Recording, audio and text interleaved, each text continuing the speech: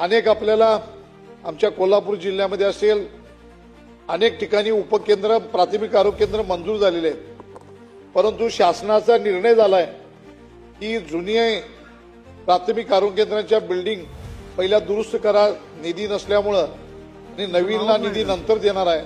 माझ्या मतदारसंघामध्ये भुये येथे प्राथमिक आरोग्य केंद्र आहे की ते पूर्ण एका गॅरेजमध्ये आता चालू आहे आणि अतिशय चांगल्या पद्धतीची ओपीडी आहे, चांगल्या पद्धतीची तिथं ओपीडी असल्यामुळं आज येणारे पेशंट आहे तिथल्या एका पत्र्याच्या गॅरेजमध्ये त्या ठिकाणी ओपीडी भरते.